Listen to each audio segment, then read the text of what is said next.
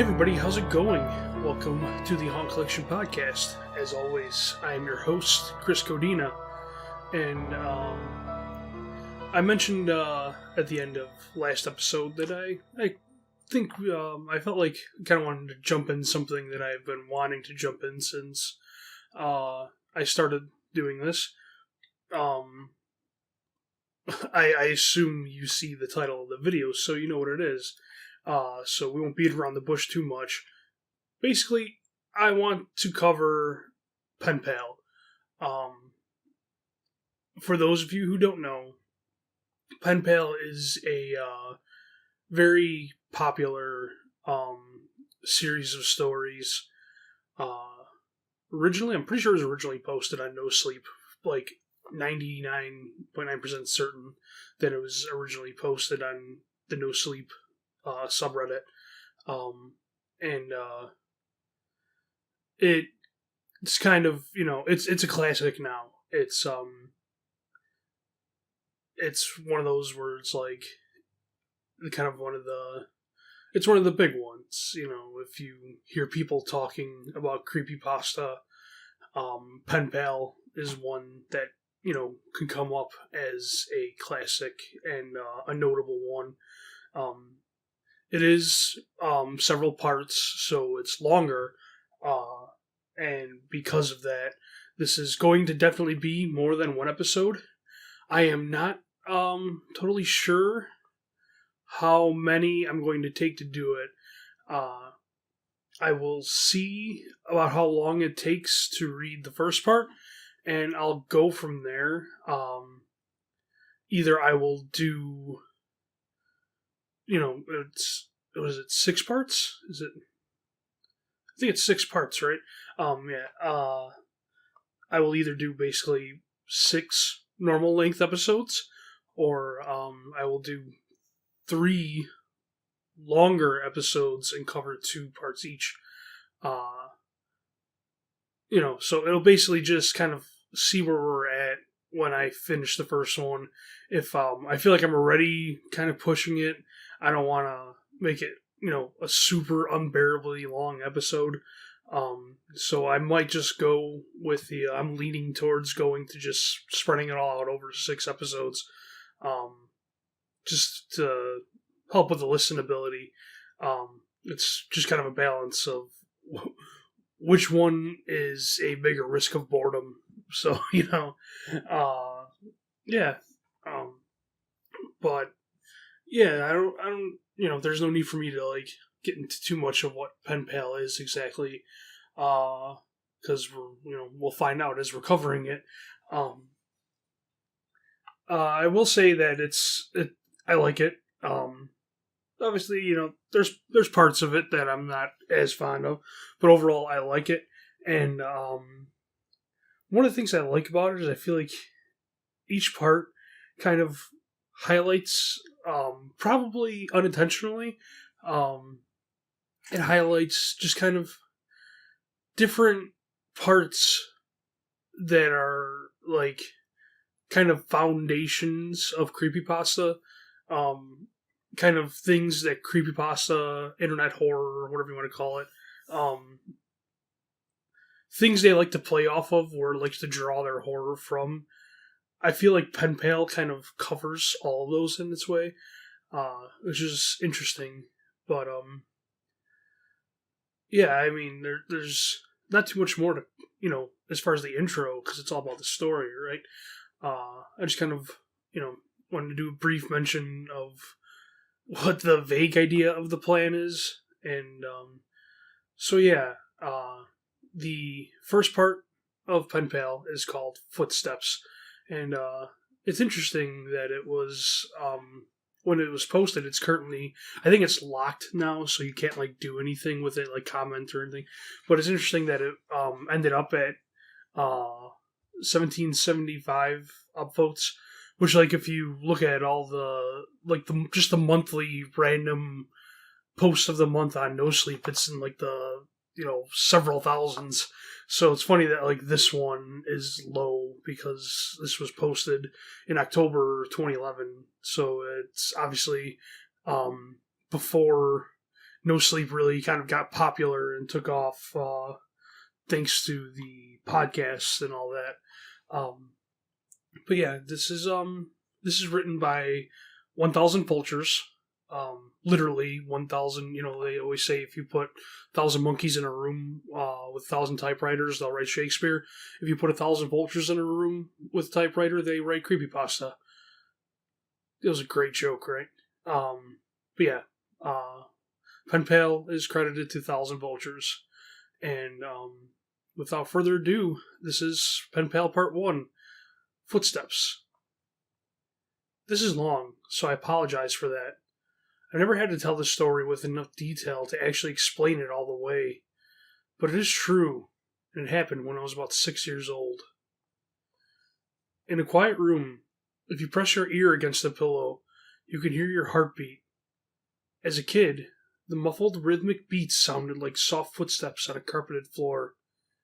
And so as a kid, almost every night, just as I was about to drift off to sleep, I would hear these footsteps, and I would be ripped back to consciousness, terrified. I think it's like a good little intro, just to kind of like, I think a lot of people are tempted if they're going to kind of preface their stories to, in an attempt to add to like the believability, they can go for, like, you might not believe the story, but it's true, and it was terrifying, and my life changed and all that. And I like, the little more subtle approach that the author took to their intro of just, you know, this is long, and it's a story I never really had to tell, but it's true.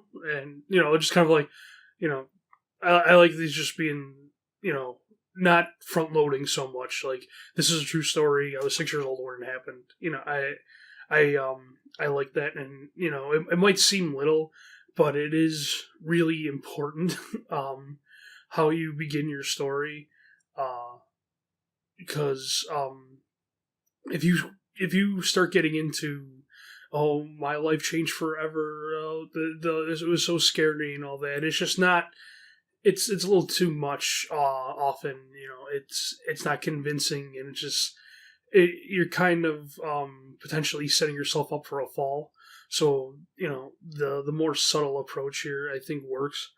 And I like the, you know, because that's something we do know, right? We know when the quiet of the night, if, you know, our ears against the pillow, you know, if you can feel, you know, the blood beating, you feel it in your ear and all that. And, you know, so, like, I feel like already, and not just because it's the title of the story is Footsteps, the mention of footsteps, like, in conjunction with this heartbeat, like, it's kind of, it's eerie to start. It, you know, I think it kind of sets our mind in a direction already. But, it's good because it's relatable. Although I've slept with music since I was, I don't know how old, so I haven't heard my heartbeat as I sleep and as I slept for for quite a while now. Anyways, let's continue. For my entire childhood, I lived with my mother in a fairly nice neighborhood that was in transitional phase. People of lower economic means were gradually moving in, and my mother and I were two of these people. We lived in the kind of house you see being transported in two pieces in the interstate, but my mom took good care of it. There were a lot of woods surrounding that neighborhood that I would play in and explore during the day, but at night, as things often do to a kid, they took on a more sinister feeling. This, coupled with the fact that, due to the nature of our house, there was a fairly large crawl space underneath, filled my mind with imaginary monsters and inescapable scenarios, which would consume my thoughts when I was awoken by the footsteps. So yeah, I mean, it's, you know, knowing what this is, like, you feel like, okay, you know, the footsteps in the crawl space are probably going to be something, but same thing, like, it doesn't feel forced, you know, it's kind of like everything is cool, everything is kind of like basic, just at night when you're 6 years old, things can get a little too creepy for you. And, I, like, I think a lot of people might have those rooms and stuff growing up where you can walk by it all the time, but, at night, that room is like dark and you're afraid to walk by the door.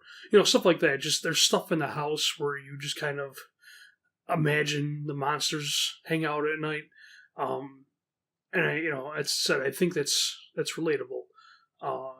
And I don't think this is too forced. That our author is explaining, our narrator rather, is just, it's not too much. It's not front loading too much. It's not talking about how horrible everything is. It's just saying he was a scared 6-year-old, which it works. I told my mom about the footsteps, and she said that I was just imagining things. I persisted enough that she blasted my ears in water from a turkey baster once just to placate me, since I thought that would help. Of course it didn't. Despite all the creepiness and footsteps, the only weird thing that ever happened was that every now and then I would wake up on the bottom bunk, despite having gone to sleep on the top. But this wasn't really weird, since I'd sometimes get up to piss or get something to drink and could remember just going back to sleep on the bottom bunk. I'm an only child, so it didn't matter. This would happen once or twice a week, but waking up on the bottom bunk wasn't too terrifying. But one night, I didn't wake up on the bottom bunk. Okay, and I realize I'm stopping at like every paragraph, but I have thoughts. The idea of waking up where you didn't fall asleep is weird. It's creepy for sure, and I like this idea of sometimes he's just in the bottom bunk instead of the top. Although I do question, and I don't recall if this is ever answered. I don't think it is. Why do they have bunk beds if he's an only child? It's a little questionable. It's kind of curious. I don't see a reason why you would buy a bunk bed. If you only had one kid. And it's not like he's, he's 6 years old, so yeah, who knows how long he's had it, but I was going to say, it says he lived with his mom, presumably single, so odds are at the moment, she's not planning to have another kid or anything like that. So yeah, it's just kind of, curious as to why he sleeps in a bunk bed, when he's an only child, but, not everything's going to be perfect. It's curious. It might be a bit of an example of contrivance, but nothing's perfect, and I like the idea at least. Continuing, I had heard the footsteps, but was too far gone to be woken up by them. And when I was awoken, it wasn't from the sound of footsteps or nightmare, but because I was cold, really cold. When I opened my eyes, I saw stars. I was in the woods. I sat up immediately and tried to figure out what was going on. I thought I was dreaming, but that didn't seem right, though neither did me being in the woods. There was a deflated pool float right in front of me, one of those ones shaped like a shark. This only added to the surreal feeling, but after a while, it seemed like I wasn't going to wake up because I wasn't asleep. I stood up to orient myself, but I didn't recognize these woods. I played in the woods by my house all the time, and so I knew them really well. But if these weren't the same woods, then how could I get out? I took a step and felt a shooting pain in my foot, which knocked me back to where I had just been laying. I had stepped on a thorn. By the light of the moon, I could see that they were everywhere. I looked at my other foot, but it was fine. And as a matter of fact, so was the rest of me. I didn't have another scratch on me, and I wasn't even that dirty. I cried for a little bit, and then stood back up. Okay, so yeah, we're getting into the spooky now. So our young narrator totally just woke up in the middle of the woods at night. And I in a way, I don't know, that's one thing with this kind of some of this, I mean, I guess, obviously it's being narrated when the person is an adult and they're recounting a tale. Uh, but, no, scratch that. But, yeah, and, that's, I like it. It's weird. It's kind of, playing on the vulnerability of sleep, and, you know, things happening to, that old fear, like I said, that kids have at night and all that, of hearing things, bump in the night and all that. It's playing on all that, you know, and I like how, it doesn't say flat out, but, just by describing it, like, they realize they're surrounded by thorns, and then they just, kind of mention that they weren't really dirty, they hadn't stepped on any other thorns. So, without saying it directly, we can infer that our narrator was carried out here by someone. He didn't sleepwalk or anything like that. Because if he was walking, he would have stepped on more thorns and he would be dirtier. So that's I like it because it doesn't make a big deal out of it, but you see it well enough for it to be like, ooh, what's going on? Who did this? What are they doing? Yeah, let's continue. I didn't know which way to go, so I just picked a direction. I resisted the urge to call out since I wasn't sure I wanted to be found by who or what might be out there. I walked for what seemed like hours. I tried to walk in a straight line and tried to course correct when I had to take detours, but I was a kid and I was afraid. There weren't any howls or screams, and only once did I hear any noise that scared me. It sounded like a crying baby. I think now that it was just a cat, but I panicked. I ran veering in different directions to avoid big thicks of bushes and collapsed trees, and I was paying close attention to where I stepped because by that point my feet were in pretty bad shape. I paid too much attention to where I was stepping and not enough to where those steps were leading me, because not long after hearing the cry, I saw something that filled me with a kind of despair I haven't experienced since. It was the pool float. I was only 10 feet from where I had woken up.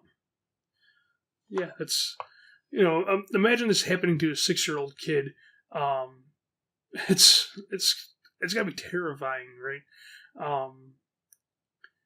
In a way, like, I think because this is being told by, the narrator's grown-up self, it could be a weird, a little bit because they're remembering this happening, but, like, just kind of the voice that it's in, it feels weird because it's tough to, at least for me, it's kind of tough to imagine this being from a little kid because it's kind of, like, real level-headed and self-aware, but obviously we're getting a description of a panicked child, like, it's all there. It's just like, this isn't really a critique. It's just kind of like something I realize, for me, like reading it, it comes off a certain way. But yeah, it's strong description. It's painting the picture well. And I like it because at the moment there's this kind of, mystery as to what exactly happened. So every time it mentions, you're kind of already looking for an indication of what could have actually happened. So it mentioned, it heard the noise that sounded like a crying baby, and it's like, well, what was that? Was it just a cat? We don't know. And then, just the very real distress of, thinking that you're making progress and while being lost, and then you just come back to where you were and realize that you'd gone in circles. It's when you add into this the fact that it's a 6-year-old kid, it's it's spooky. Let's continue. This wasn't magic or some supernatural space bending. I was lost. Up until that moment, I thought more about getting out of the woods than how I got in. But being back at the beginning caused my mind to swim. I wasn't even sure that these were my woods. I had only been hoping that they were. Had I run in a huge circle around that spot? Or did I just get turned around and start making my way back? How was I going to get out? At the time, I thought the North Star was just the brightest star, and so I looked and found the brightest one and followed it. Eventually, things started to look more familiar, and when I saw the ditch, a dirt ditch my friends and I would have dirt clod wars in, I knew I had made it out. By that point, I was walking really slowly because my feet hurt so much, but I was so happy to be so close to home that I broke into a light jog. When I actually saw the roof of my house over a neighboring lower said house, I let out a light sob and ran faster. I just wanted to be home. I had already decided that I wouldn't say anything because I had no idea what I could possibly say. I would get back in the house somehow, clean up, and get in bed. My heart sunk as I rounded the corner and my house came fully into view. Every light in the house was on. I knew my mom was up, and I knew I would have to explain or try to explain where I had been, and I couldn't even figure out where to start. My run became a jog, which became a walk. I saw her silhouette through the blinds, and although I was worried about how to explain things to her that didn't matter to me at that point, I walked up to a couple of steps to the porch and put my hand on the doorknob and turned. Right before I pushed it open, two arms wrapped around me and pulled me back. I screamed as loud as I could, "Mom, help me, please, Mom!" The feeling of being so close to being safe and then being physically pulled away from it filled me with kind of dread that is, even after all these years, indescribable. The door had been torn away from opened, and a flash of hope shot through my heart. But it wasn't my mom. It's a little R.L. Stein Goosebumps cliffhanger for a second. I appreciate that he explains that as a kid, the narrator was afraid of basically getting in trouble, which is I think a very relatable thing and a very genuine thing that kids do. Is something greater could be going on, but they're worried about getting in trouble. Like it's that they think that maybe they did something wrong, that they're going to be the ones that are they're going to get in trouble. Which is I think is a common thing with kids. That's just kind of how they something bad happened, so they might get in trouble for it. And it's like that became what the narrator was most scared of, was having to explain this all to his mother and getting in trouble for it, and not the fact that he woke up in the middle of the woods and all that, and didn't know how he got there. So yeah, we have like I said, it's kind of a Goosebumps R.L. Stein twist, chapter break moment where he's grabbed right before he gets home, and the door opens and it's not his mom. It was a man, and he was enormous. I thrashed around and kicked at the shins of the person holding me, while also trying to get away from the person who had just come out of my house. I was scared, but I was furious. Let me go! Where is she? Where's my mom? What did you do to her? As my throat stung from screaming and I was drawing in another breath, I became aware of a sound that had been present for longer than I perceived it. "Honey, please calm down. I've got you." It sounded like my mom. The arms loosened and set me down, and as man approaching me blocked out the porch light with his head, I noticed his clothes. He was a cop. I turned to face the voice behind me and saw that it really was my mom. Everything was okay. I began to cry. The three of us went inside. "I'm so glad you're home, sweetie. I was worried I'd never see you again." By that point, she was crying too. "I'm sorry. I don't know what happened. I just wanted to come home. I'm sorry." "It's okay. Just don't ever do that again. I'm not sure me or my shins could take it." A little laughter broke through my sobs, and I smiled a bit. "Well, I'm sorry for kicking you, but why'd you have to grab me like that?" "I was just afraid that you'd run away again." I was confused. "What do you mean?"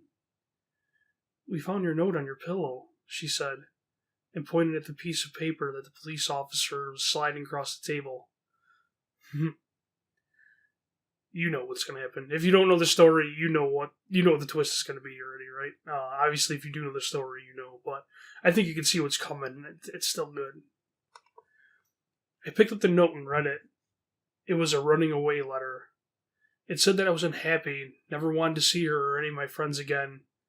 The police officer exchanged a few words with my mom on the porch while I stared at the letter. I didn't remember writing a letter. I didn't remember anything about this. But even if I sometimes went to the bathroom at night and didn't remember, or even if I could have gone to the woods on my own, even if all that could have been true, the only thing I knew at that point was, this isn't how you spell my name.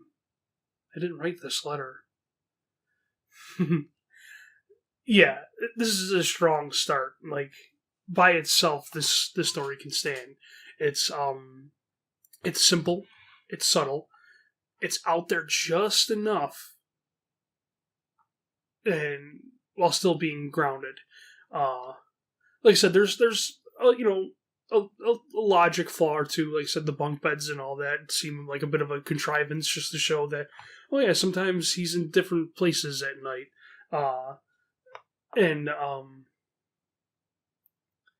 yeah, like maybe as you're reading it while he's lost in the woods, the it isn't the most tense, although it's not bad either. It could just be me having heard the story multiple times before, that it just doesn't hit me as much. But I think, like I said, that it's scary, being lost and, circling back and not realizing you came back the way that you already started and all that.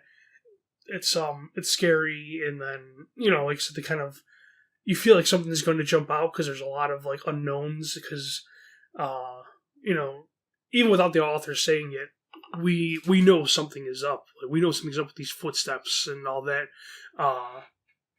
So it's just kind of like, how is this going to, coalesce? How is this going to reveal itself? And I appreciate that.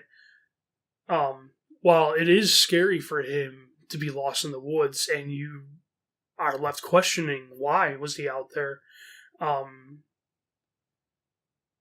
it's in a way almost scarier that nothing happens, and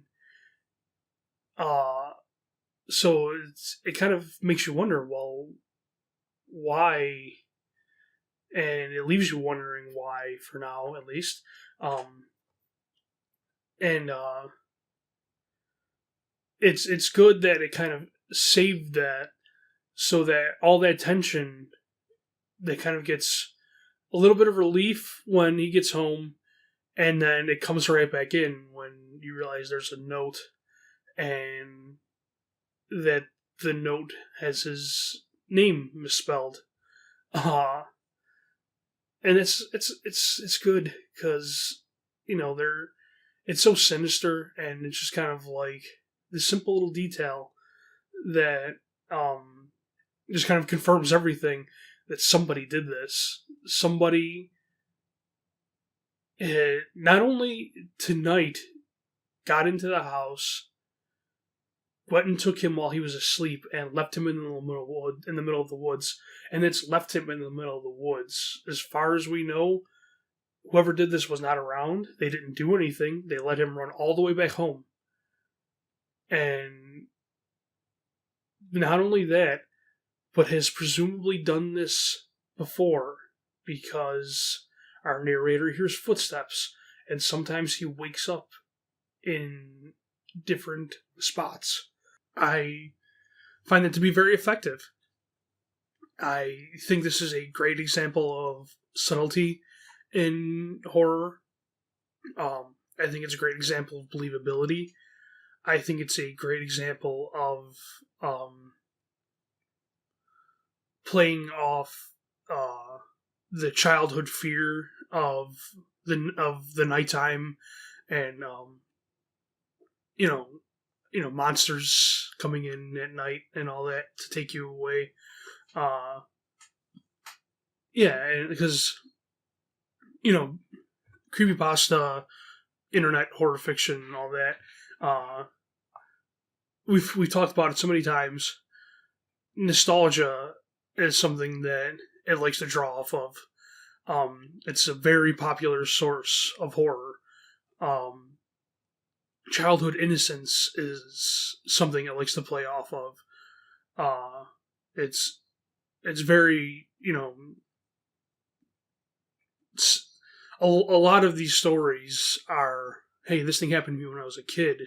This spooky thing happened when I was little. Um, and I think this is a great example of that. And because we're left with so many questions, and we know that this is incredibly sinister. But it's like, why did nothing worse happen? And especially now, when it seems that this, whoever did this had the opportunity to do so apparently several times before, and only now did they decide to do it, and they didn't really do too much with it. But the possibilities just, go wild. Did the person want to leave our narrator just out in the woods to be lost and die? Was whoever did this saving our narrator for something? Did our narrator just do it as a joke and think it's funny to go abduct children and drop them in the woods? We don't know. Was whoever did this there watching it the whole time? Was whoever did this, just standing in the woods watching, in the dark? Was whoever did this the one that made the crying sound? It's, it gives you so many questions of like, well, how much creepier is this situation than we realize? That's fun. That's why I like this story, and that's why I like this series. 'Cause I think it often does a good job of being like, ooh, like, ooh, what does this mean? What's going on? And a lot of, like I said, it's relatable. This idea of being taken from your bed, at night as a child is relatable. Being afraid of, the bumps in the night and stuff. So yeah, let's see what time. That went faster than I thought, although I feel like I kind of covered what I wanted to.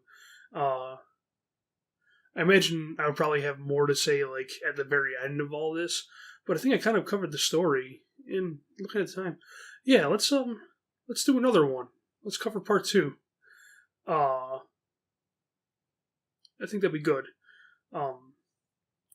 So let's just take a quick look at the comments, because I believe Thousand Vultures was very active in the comments of this. And yeah, so the top comment, Texican John said, "Holy F, the last line sent chills down my spine. This is good stuff. Did anything ever happen after this?" And Thousand Vultures replies, When my mom came back in, I told her I didn't write the letter, and she took it as me just trying to distance myself from what I did. But I showed her my name was spelled wrong, and she just said that I was upset when I wrote it. It's come back up a couple times since then, but it's in her mind. I think it's something that she knows I did that I'll never admit to. We moved out of the area not too long after that to the other side of the city, because the neighborhood started going to shit even more. The only thing that really happened after that is that I noticed I heard the footsteps less, which rather making me feel better just made me wonder about whether every other time was actually just my heartbeat. And let me just go a little more just to see if the author said anything else.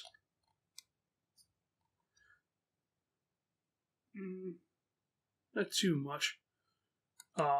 So yeah, let's just move on. At the end of the post, there is an edit, and it says, "After a conversation with my mother about what happened when I was a kid, I was reminded of something that cannot be unrelated to this. It answers some questions about the story, but raises other questions that I'm still looking into. It also just suggests that much of what I've been told about my life since I was a child wasn't true. You can find the new story here. And I click. Okay. So, yeah, let's move on to the next part. So part 2 of Penpal is called Balloons, and once again is written by Thousand Vultures. A couple days ago, I posted a story called Footsteps here on No Sleep. There were a number of questions that made me curious about certain details about my childhood, and so I spoke with my mother. Exacerbated by my questions, she said, "Why don't you just tell them about the goddamn balloons if they're so interested?" As soon as she said that, I remembered so much about my childhood that I'd forgotten. This story will provide some greater context for the previous story, which I think you should read first, though the order isn't of vital importance.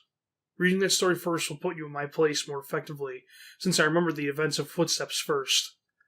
If you have questions or anything, feel free to ask, and I'll try to answer them. Also, both stories are long, so heads up on that. I'm just hesitant to leave out any details that might be important. Okay, this is fun, because this is utilizing the, idea, the gimmick of No Sleep to its, greatest potential of, just legit acting like, hey, this is a real thing that happened, and I posted about it here on, the spooky story thing where everything's supposed to be real. And, because commenters had questions, the author says that they took it to their mother, and she got annoyed by it and mentioned something like, well, tell them about those goddamn balloons. And that jostled the writer's memory to write another story. It's fun. It's cool. Well, it's a good use of No Sleep's gimmick, of, everything is true. And it's, that's, there's a lot of things to be said about No Sleep, which might not be so nice. And I will also say them. But, one thing behind the idea of it is good because it has potential for, audience interaction after the fact. So whether it's true or not, I don't know the story behind the writing of, the series. I imagine Thousand Vultures already had all the, this kind of general idea in mind at least, but to make it seem like, the audience is kind of helping to bring out the story more, it's fun. It's good. But yeah, let's get into the main chunk of the story. When I was 5 years old, I went to an elementary school that, from what I've come to understand, was really adamant about the importance of learning through activity. It was part of a new program designed to allow children to rise at their own pace, and to facilitate this, the school encouraged teachers to come up with really inventive lesson plans. Each teacher was given the latitude to create his or her own themes, which would run from the duration of the grade. And all the lessons in math, reading, etc. would be designed in the spirit of the theme. These themes were called groups. There was a space group, a sea group, an earth group, and the group I was in, community. Man, I would be annoyed if, when I was, 5 years old, that's, kindergarten? It's kindergarten. If the options were like space, sea, and earth, community, man, it's like, that's the one that, all the other kids go and laugh at them, like, oh, you're in, your community, stupid head. I'm in space, suck it. Because kindergartners said suck it. They were obviously late 90s WWF fans. But yeah, I would be upset if I got community when space and sea was on the table. In kindergarten in this country, you don't learn much except how to tie your shoes and how to share, so most of it isn't very memorable. I wonder what country. It's not something I really thought about. I think it's America. Unless it's Canada? I don't think so. I don't know. That's something I never thought about. Uh, it didn't say. I don't think so. Um, anyway, I only remember two things very clearly. I was the best at writing my name the right way, and the balloon project, which was really the hallmark of the community group, since it was a pretty clever way to show how community functioned at a really basic level. Um, so a good thing is happening here. This is a little bit of again, it's adding believability because this sounds like a thing. Like, oh yeah, I went to a school where they wanted to kind of do you know different approaches to education. So it's come up with these weird lesson plans and stuff, and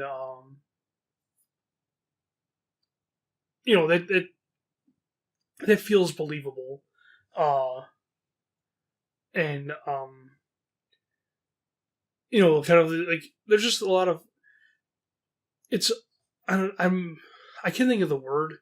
I want to say world building, because I've been looking a lot of Dungeons and Dragons stuff and thinking about building a world. So that's like like that's what's in my head right now. But hopefully you understand, like establishing the Penpal universe. Kind of like it. It still feels very real, and yeah, this school project might be a little strange offhand, but it feels believable enough in the way that it's described. And that's good. It's making this story feel real, which is incredibly important in this kind of story. So yeah, let's continue. You've probably heard of this activity. On one Friday, I remember it being Friday because I was excited about the project and it being the end of the week. Toward the beginning of the year, we walked into the classroom in the morning and saw that there was a fully inflated balloon tied off with string taped to each of our desks. Sitting on each of our desks was a marker, a pen, a piece of paper, and an envelope. The project was to write a note on the paper, put it in the envelope, and attach it to the balloon, which we could draw a picture on if we wanted. Most of the kids started fighting over the balloons because they wanted different colors, but I started on my note, which I had thought a lot about. So I had never heard of this, but it's interesting. It feels very 80s or 90s kind of. Well, maybe not 80s even. I don't know. It definitely feels, or rather, maybe not 90s. But I could see this happening, but I don't recall ever actually hearing about somebody doing it. But definitely, I wouldn't be that surprised if when I was in grade school, in the mid to early to mid 90s, as a little kid, like in kindergarten and stuff, I wouldn't be too surprised if like this happened, because just like this whole idea of you write a note and it didn't go into the whole thing, but you get the idea. Like that's something I remember, but it feels legit. I'm sure it is. So again, this kind of goes with the idea of it's making this story feel real, and it doesn't feel like it's a stretch. All the notes had to follow a loose structure, but we were allowed to be creative within those boundaries. My note was something like this: "Hi, you found my balloon. My name is name, and I attend blank elementary school." Or should I say redacted? Go back to SCPs. "You can keep the balloon, but I hope you write me back. I like Mighty Max, exploring, building forts, swimming, and friends." Only 90s kids will remember. Who remembers Mighty Max? Mighty Max was the bomb. I don't even remember the cartoon much, but I had a ton of the toys, and the toys were awesome. For you youngsters,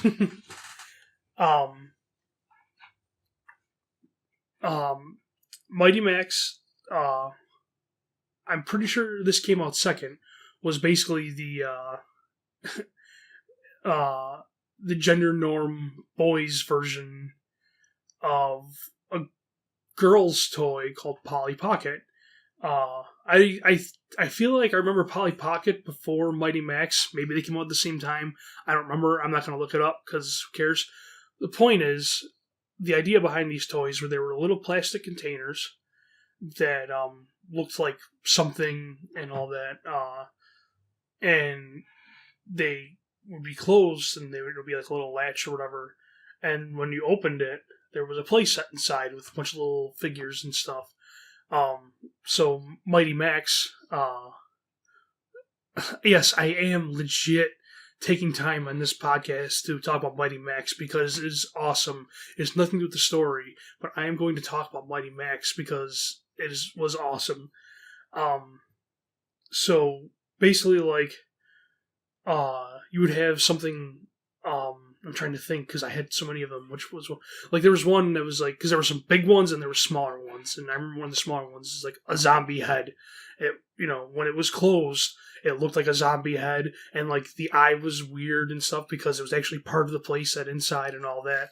So when you opened it, it was this little thing, and everything would have a little Max who was a young boy with like a red baseball cap and a white shirt that had a big M on it and all that. And then there would be like a monster figure, and then there'd be like kind of like little interactive spots inside the playset. You can make Max, like his feet would, there'd be indentations where his feet could sit and all that. And there wasn't like too much to it, but they were awesome. The little details were cool and all that. And it would always be like monsters and scary stuff. There's a dragon and a bat and Cyclops and aliens and stuff.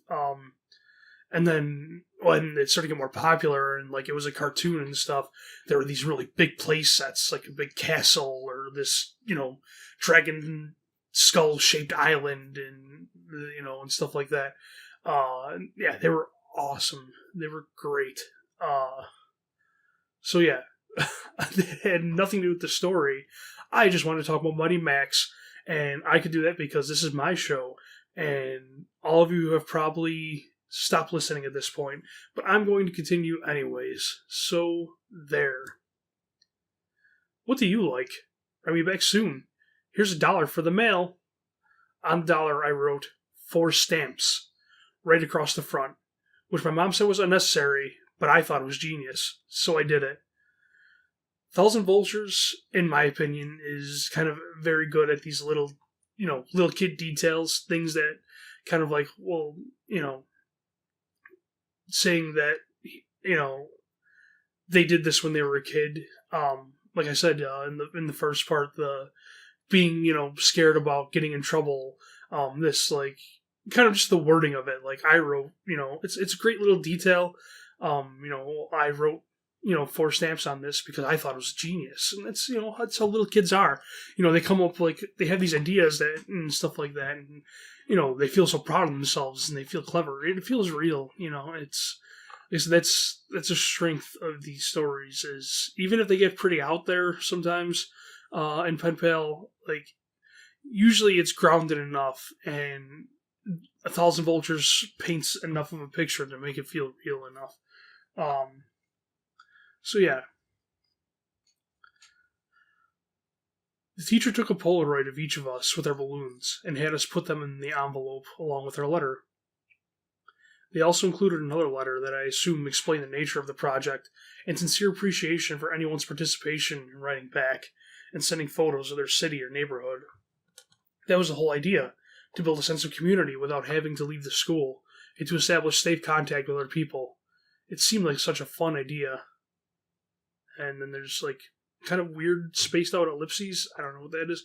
But that is a little bit of, I think we already knew, like, again, we know where we're at. We're going to kind of metagame it and know that the idea of this kid sending out a letter to a stranger in a balloon might not turn out great on this, horror story website. But yeah, we kind of get the, it seemed like such a good idea. It seemed like such a fun idea.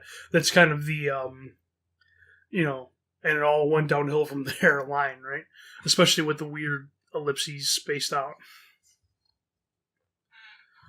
Over the next couple of weeks, the letters started to roll in. Most came with pictures of different landmarks, and each time a letter would come in, the teacher would pin the picture on the big wall map but we had put up, showing where the letter had come from and how far the balloon had traveled. It was a really smart idea, because we actually looked forward to coming to school to see if we had gotten our letter. For the duration of the year, we had 1 day a week where we could write back to our pen pal. Oh, they said it. They said pen pal. I stole that joke, I'm sorry. Or another student's pen pal, in case our letter hadn't come in yet. Mine was one of the last to arrive. When I came into the classroom, I looked at my desk and once again didn't see any letter waiting for me. But as I sat down, my teacher approached me and handed me an envelope. I must have looked so excited because as I was about to open it, she put her hand on mine to stop me and said, "Please don't be upset." I didn't understand what she meant. Why would I be upset now that my letter had come? Initially, I was mystified that she would even know what was in the envelope, but now I realized that of course the teachers had screened the contents to make sure that there was nothing obscene.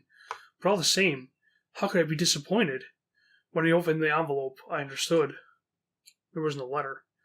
So yeah, I still want to know what Space Sea and Earth were doing. But yeah, this seems like a fun project. Of course, growing up in the 90s, I, remember Stranger Danger. So, this probably wouldn't have flown when you got to a certain point. Yeah. But, like I said, this definitely sounds like something that people would do. I'm just not sure they would have done it in the past, 20 some years, 20 years plus a little bit extra. I feel like he's kind of right on the cusp of when, it became like, maybe we shouldn't. Maybe we need to worry a little more about our kids interacting with strangers. Yeah. Okay, let's see what's in the envelope. The only thing in the envelope was a Polaroid, but I couldn't really make out what it was. It looked like a patch of desert, but it was too blurry to decipher. It appears as if the camera had been moved while the picture was being taken. There was no return address, so I couldn't even write back if I wanted to. I was crushed. The school year pressed on, and the letters had stopped coming from nearly all the other students. After all, you can only continue a written correspondence with a kindergartner for so long. Everyone, including myself, had lost interest in the letters almost completely. Then I got another envelope. My excitement was rejuvenated, and I reveled in the fact that I was still getting a letter when most of the other pen pals had abandoned their involvement. It made sense that I received another delivery. There had been nothing but a blurry picture in the first one, so this was probably just to make up for that. But again, there was no letter at all, just another picture. I feel like I'm kind of breezing through this one, but we're just kind of going beat by beat here. Again, metagaming this, aside from the fact that I know what's going on, I imagine you probably do too, if you, even if you have never read this. Something weird is going on. This idea that this little kindergartner is just getting strange, blurry photos and, in the mail, with his pen pal. Same thing, metagaming it. Obviously, this has something to do with the pen pal, because that's what the series is called. It's, like I was saying before we even get to the end, we can tell already, this is playing on that, that stranger danger idea, that idea of someone who is not nice coming into contact with a child who doesn't know any better. Let me just continue. I don't want to force conversation when there isn't one. At least not yet. We will get to it. This one was more distinguishable, but I still didn't understand it. The photograph was angled way up, catching the top corner of a building, and the rest of the image was distorted by a lens flare from the sun. Because the balloons didn't travel very far, and because they were all launched in the same day, the board became a bit cluttered, and so the policy for the students still exchanging letters became that they could take the photographs home. My best friend Josh had the second highest number of pictures taken home by the end of the year. His pen pal was really cooperative and sent him pictures from all around the neighboring city. Josh took home, I think, 4 pictures. I took home nearly 50. That isn't right. That is what is known as a red flag. That something strange is going on. Something is wrong. Yeah. I think that... I mean, the way this is... I took home nearly 50 is its own paragraph here in the story. And even it's like... It's weird. It's spooky, right? Because it just shows how strange this situation is. And we know something is bad about this, but we want to know what is exactly bad about this. Because we know that there is something weird about a stranger sending a kid 50 pictures through the mail. Especially pictures that we don't really know what they're supposed to be, and they're blurry and taken from weird angles and of, distorted quality. But what is it? What is it? I want to know, what is it? Why, what's in these pictures? You could probably guess what exactly it is. Like I said, I know, but we will know soon enough. Yeah, it's, but yeah, just pointing out that number, like, oh yeah, my friend got 4 pictures, I got 50. Okay, so this is serious business. The envelopes were all opened by the teacher, but after a while I stopped even looking at the pictures. However, I saved them in one of my drawers that housed my collection of rocks, baseball cards, comic book cards, Marvel metal cards, for those who might remember. Yes. You needed the shiny foil stuff on everything. And little miniature baseball batting helmets that I'd get out of a vending machine at Winn-Dixie after t-ball games. With the school year over, my attention turned to other things. My mom had gotten me a small snow cone machine for Christmas that year, and Josh had really coveted it, so much so that his parents bought him a slightly nicer one for his birthday, which was toward the end of the school year. That summer, we had the idea that we would set up a snow cone stand to make money. We thought we'd make a fortune selling snow cones at $1. Josh lived in a different neighborhood, but we eventually decided that my neighborhood would be better because there were a lot of people who cared for their lawns. The yards of my neighborhood were slightly bigger. We did this for 5 weekends in a row until my mom told us that we had to stop, and I've only recently come to understand why she did that. Okay, again, we're getting a bit of the foreshadowing here, a little bit of the front loading that, there was something going on, and here it is. But, yeah, I still like this.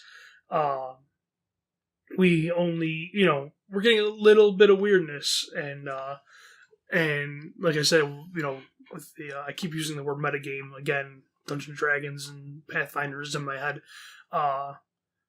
We know that these kind of little bites of spooky that we're getting are really bigger bites when you wrap them up in one big ball of spooky. So, yeah, it's keeping my attention, even if it's, moving a bit slower than the first part.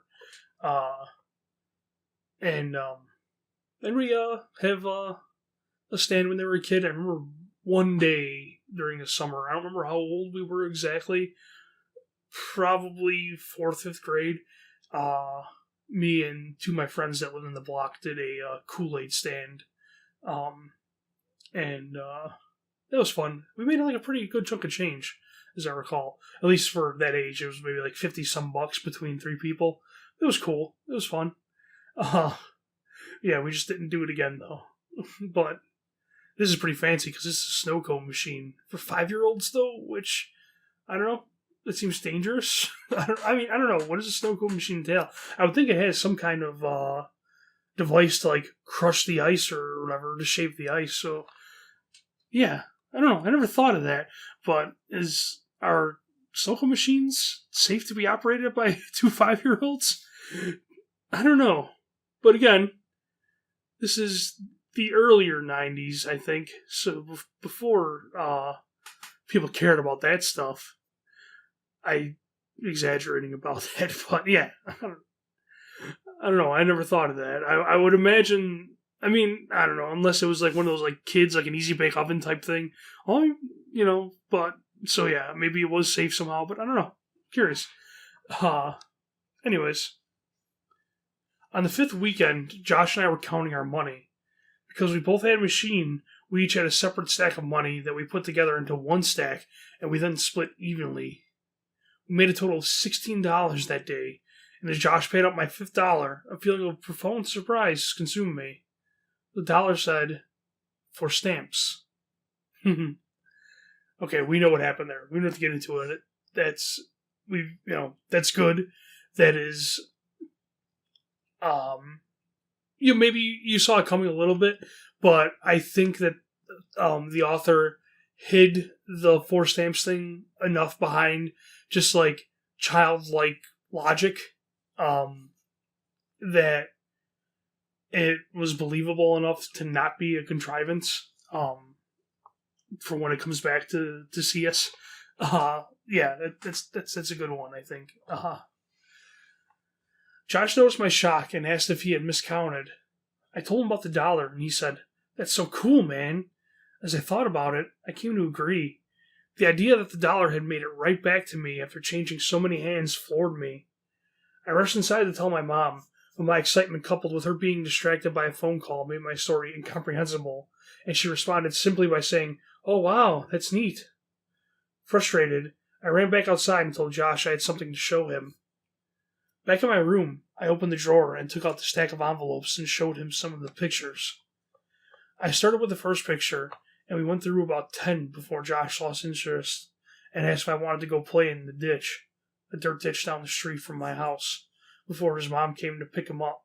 So that's what we did. So that's a little tie-in from Footsteps when our narrator mentioned the ditch. We had a dirt war for a while, but it was interrupted several times by rustling in the woods around us. There were raccoons and stray cats that lived in there.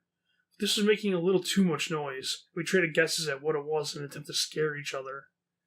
My last guess was that it was a mummy, but in the end, Josh kept insisting that it was a robot because of the sounds we heard. Before we left, he got a little serious and looked me right in the eyes and said, "You heard it, didn't you? It sounded like a robot. You heard it too, right?" I had heard it, and since it sounded mechanical, I agreed. It was probably a robot. It's only now that I understand what we heard. Okay, so I gave it credit in the first part of like not doing the foreshadowing too much, but and the front loading too much. But we're getting maybe a few too many of these, and now I understand why this is so bad. Like we get it. Just tell us. Just you don't have to explain to us why it was so bad. You don't have to tell us, well, now I knew. Just, yeah, we got it. We'll get it when you get to there, that it's going to be something scary. You don't have to just keep on reiterating that, well, here's the thing to remember, that it's going to be scary in a little bit. Like that, maybe that's a little nitpicky, but yeah, it's one of those, I praised it the first time for being kind of subtle and not really going in and it was the scariest thing ever. And now it's done that, a couple times, I think, so far in the story. 2 or 3 even, where it kind of did it was 3, right? Where it kind of did now I know why it was so scary. It's kind of like, okay, we get it. We know it's going to be spooky. And speaking of spooky, yeah, definitely two kids playing near the woods and hearing noises in the woods is spooky. Not a good thing. Again, I think it's very clever to have the kids kind of speculating on what it is and having fun with it. It's like, oh, what is that noise? Oh, it's it's a mummy, it's a robot, and I think robot is a creepy choice because it's mentioning that like, oh, there's a mechanical sound. So you're wondering what was that? Why was there a mechanical sound? Because again, we know the narrator knows now, but the kids don't know that it's probably someone or something in the woods, uh, right by them, doing something, but we don't know what. And that's the scary part because we don't know what's going on. They don't know either. They have no idea. And like you see, like Josh is kind of like, yeah, there's really something there. That's weird. So yeah, let's continue. When we got back, Josh's mom was waiting for him at the kitchen table with my mom. You may have noticed it's not always, but there's been like a few times where I got like tripped up on these. For some reason, Dolls and Vultures like leaves out commas, so it's like it's weird because like I know where there's going to be a spot and like I trip over it, or because I know and yeah, like that's extreme nitpick, but commas do matter in how you read, especially out loud, because it's a pause. So yeah, it's a little awkward, but not a big deal. Josh told his mom about the robot. Our moms laughed and Josh went home. My mom and I ate dinner, and then I went to bed. I didn't stay in bed for long before I crept out and decided that, due to the day's events, I would revisit the envelopes since now the whole affair seemed much more interesting. I took the first envelope and set it on the floor and set the blurry desert Polaroid on top of it. I laid the second envelope right next to it and placed the oddly angled Polaroid of a building's top corner on top, and did this with each picture until they formed a grid that was about 5 by 10. I was always taught to be careful with things that I was collecting, even if I wasn't sure they were valuable. I noticed that the pictures gradually became more decipherable. There was a tree with a bird on it, a speed limit sign, power line, a group of people walking into some building. Then I saw something that vexed me so powerfully that I can now, as I write this, distinctly remember feeling dizzy and capable of only a single repeating thought. Why am I in this picture? So, yeah, odds are if you didn't know the story, you probably saw something like this coming, but it's still delivered very well. Again, it's kind of delivered with that childlike curiosity, kind of like putting things together and all that, and like, why? What's going on here? Why am I in these pictures? Yeah, it's good. Because even if you saw it coming, I think it's effective. It's spooky. It's doing its job. The whole idea of the pictures. Again, this is a nitpick. Kind of the idea of them kind of for some reason starting out harder to like understand what it was. It's a little weird. It might be a little bit of a contrivance, but it works. It's just one of those like I think we're getting the impression that whoever this is that might be messing with our narrator kind of has a bit of a flair for just doing stuff. I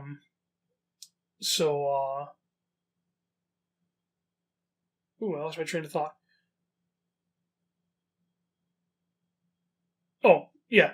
So yeah, whoever's doing this has a bit of a flair for just doing stuff and not necessarily outright, approaching. So maybe this was, maybe it's a little believable that this person would kind of intentionally keep the photos obscured and gradually less obscured until, our narrator noticed, because maybe it just kind of likes messing or whatever.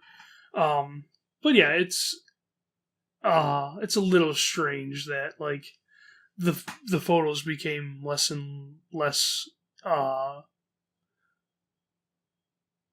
what blurry and indecipherable as they went on, because it's one of those you kind of that's kind of a bad why, not a good why, basically. Um, Anyways, in this photograph of the group of people entering the building, I saw myself holding hands with my mother in the very back of the crowd of people. We were at the very edge of the photo, but it was undeniably us. And as my eyes swam over the sea of Polaroids, I became increasingly anxious. It was a really odd feeling. It wasn't fear. It was the feeling you get when you're in trouble. I'm not sure why I was flooded with that feeling, but there I sat floundering in the distinct sense that I had done something wrong. And this feeling only intensified as I looked on at the rest of the photos after that one that had so powerfully struck me. I was in every photo. Again, we're getting that, well done idea of a child not really seeing what's going on and just thinking like, well, maybe I did wrong and I'll get in trouble if I bring this to, people. Which, knowing what we know is going on is scary because you want a child to go and tell what's going on. But, yeah. None of them were close shots.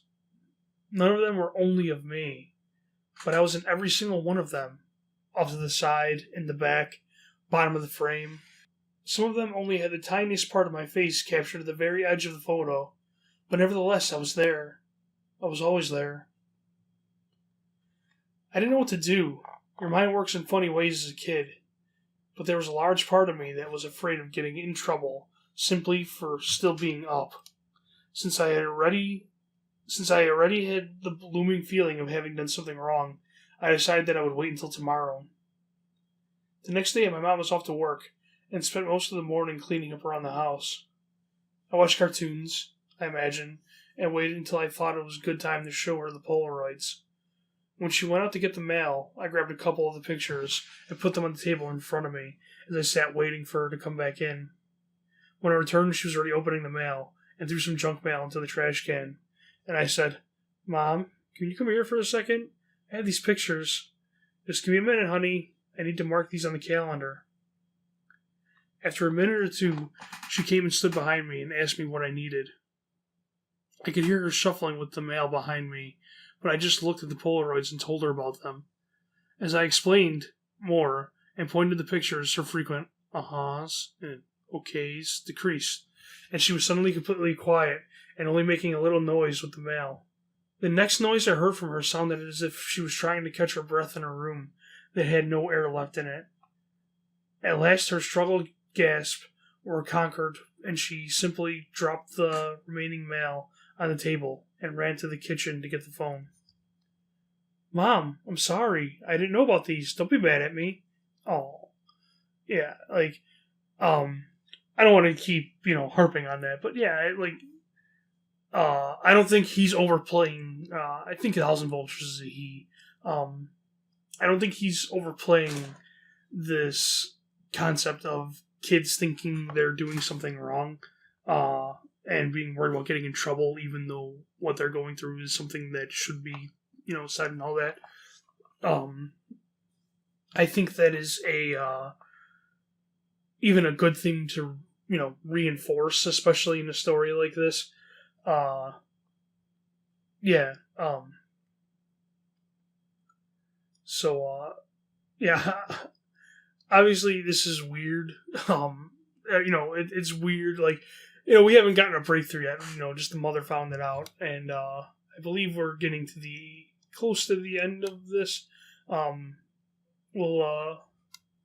Let's just keep going and finish it, because I will admit I'm getting a bit sleepy. So I definitely want to cover this before I start zoning out from tiredness and lose my train of thought too much.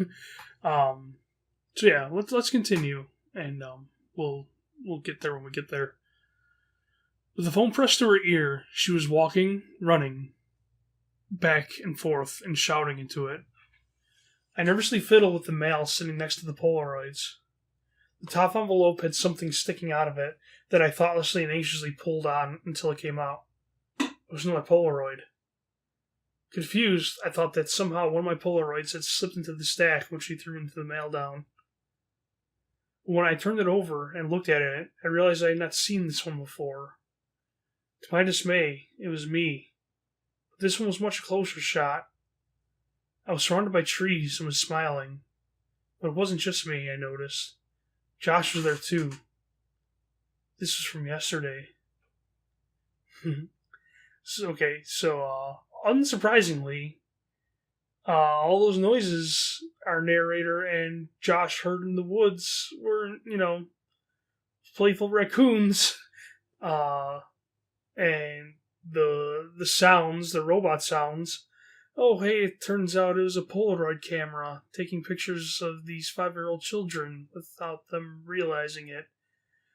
So, if you're not familiar with the story, you're starting to get the idea of what is going on here.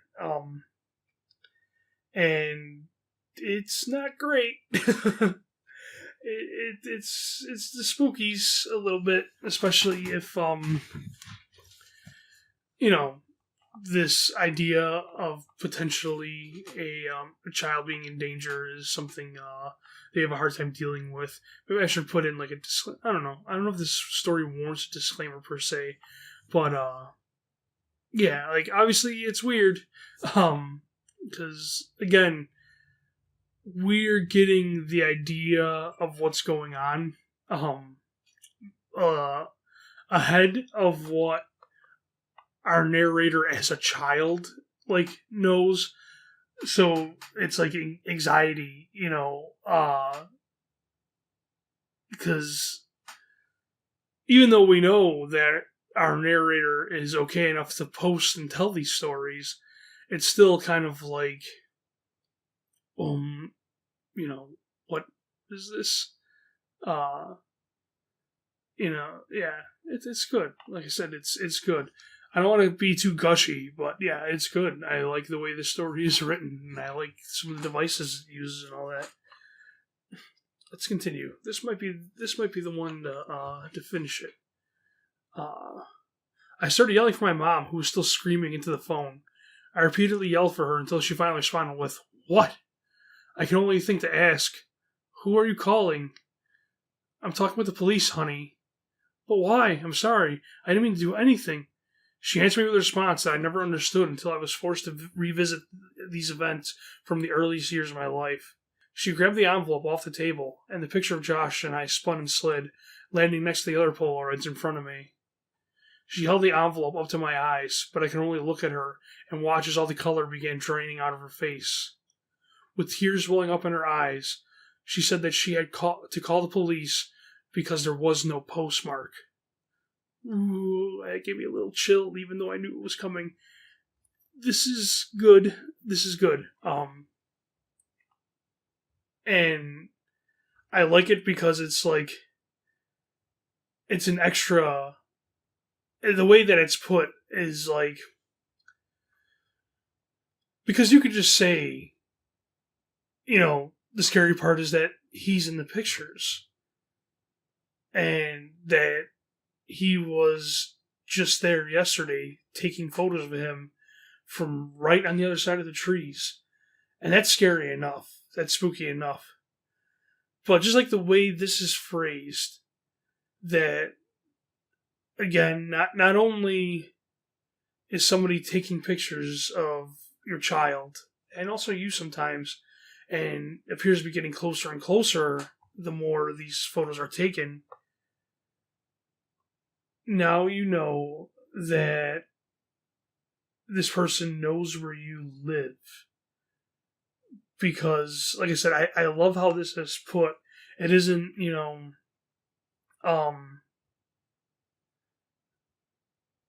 it's to say that the scary part is that there's no postmarks, and then just kind of ending it there, and it just leaves us to be like, well, then that means somebody put it in there. Somebody put it in the mailbox. They didn't mail it. Someone walked up to the house and put it in the mailbox because there's no postmark. And again, that's like an extra spook. And it's like, oh, that's weird. And, you know, like, this is kind of a prequel of sorts to part one because this happened the year before. But I enjoy that it's like, well, hey, I remember this weird thing happened. I want to tell you no sleep about it. And then someone, you know, enough people ask, is like, oh, well, what happened next? And then it's like the narrator kind of realizes that, like, hey, there was more weird stuff that went on. That's weird. So yeah, it's kind of interesting to see like how this plays out. And like I said, this using line of saying instead like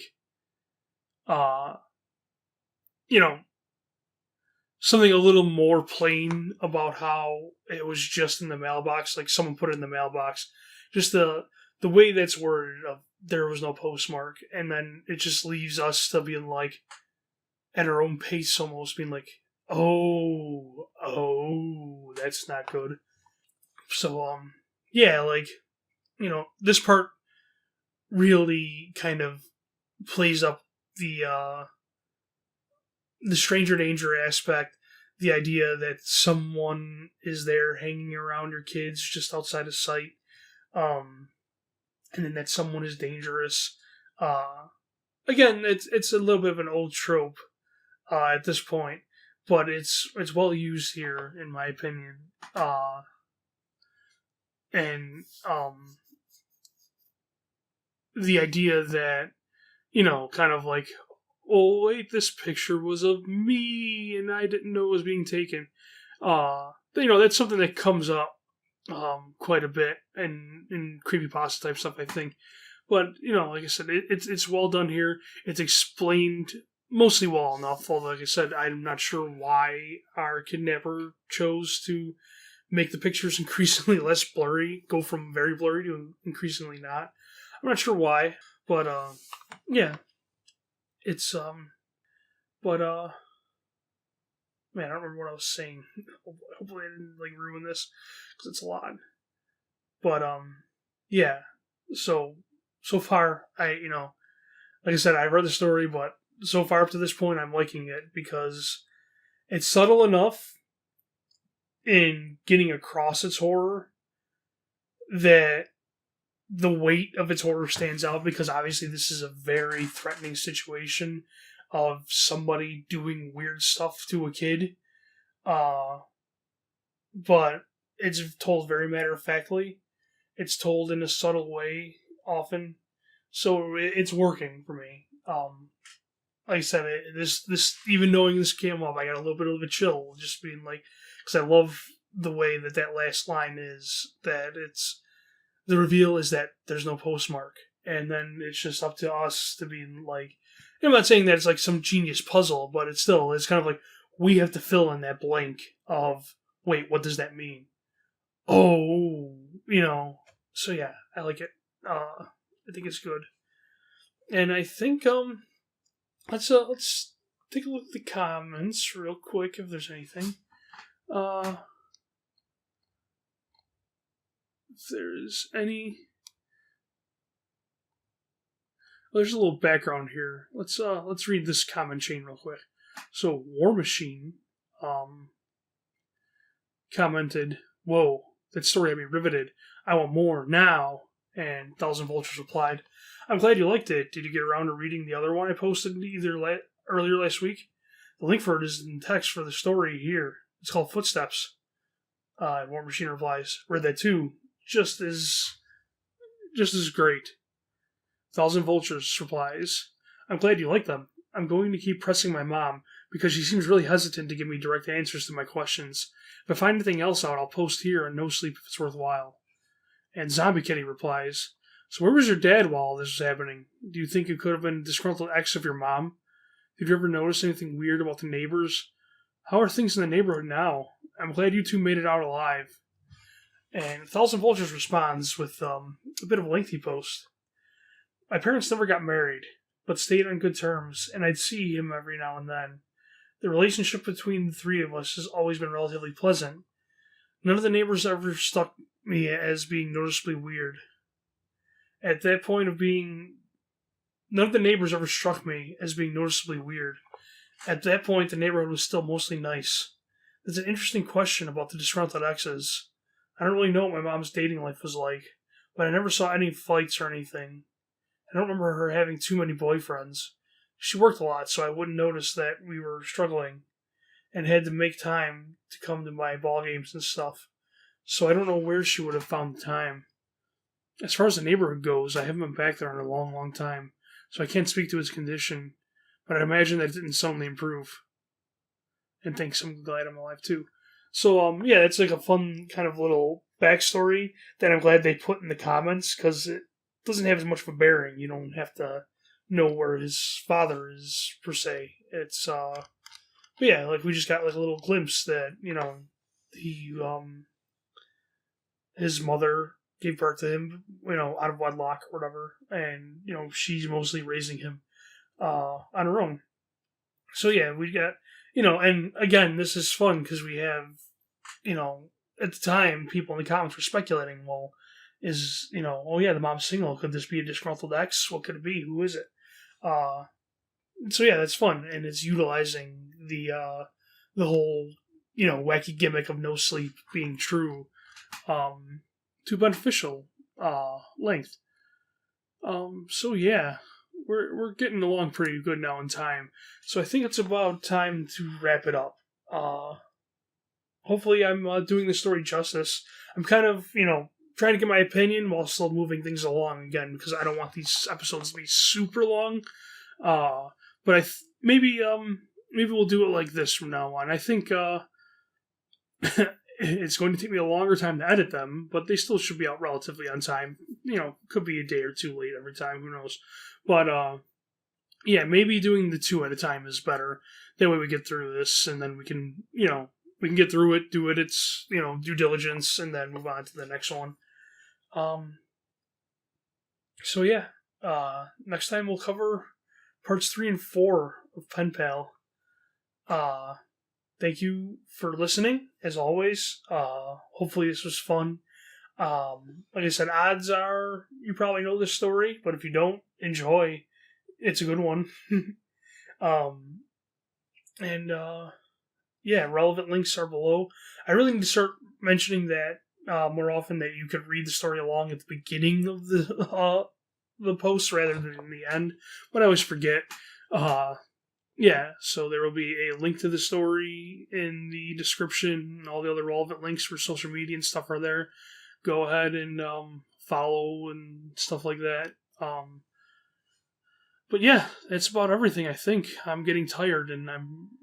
hopefully I can edit it out, because I'm pretty sure there's a point where I said something weird, and, because I had, briefly, fell asleep, and we don't need that, because it didn't make any sense. But, yeah. I'm tired, and Penpal is so far good. And I hope you agree. Thank you very much, and I'll catch you next time. Later.